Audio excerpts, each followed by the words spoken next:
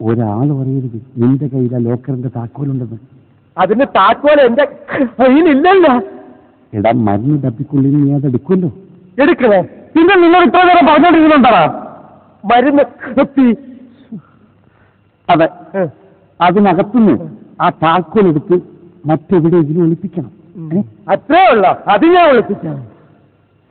ആരും അറിയരുത് നിന്റെ കയ്യിലുണ്ടെങ്കിൽ. ഒളിപ്പിച്ച് കഴിഞ്ഞപ്പോ എന്റെ കാണൂലല്ലോ. എങ്കിലും അത് നിന്റെ കയ്യിലാണോ ഉണ്ടാവുക? എന്റെ കയ്യിലില്ലല്ലോ, ഞാൻ ഒളിപ്പിച്ച് കഴിഞ്ഞില്ലേ. എടാ, നിന്റെ കയ്യിൽ വന്നതിന് ശേഷമാണ് അത് ഒളിപ്പിച്ച് വെക്കുക.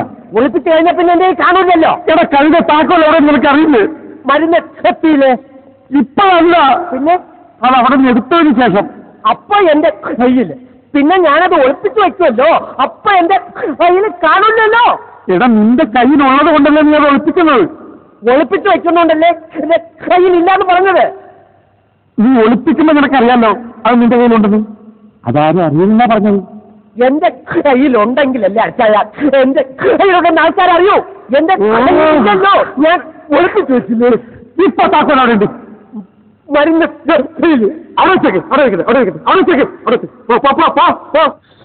അപ്പൊ അതെടുത്ത് എവിടെയെങ്കിലും ഒളിച്ചു വെക്കണ്ടേ? വെക്കണം.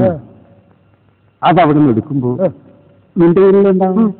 ആ, അത് നിന്റെ കയ്യിലുണ്ടെന്ന് മറ്റാരും അറിയരുതെന്നാ അച്ചായൻ പറഞ്ഞത്. ഒളിച്ചു വച്ചാ പിന്നെ എന്റെ കാണൂലല്ലോ. ഇതാ പറഞ്ഞത് അച്ചായൻ മണ്ടനാണെന്ന്. വെറുതെ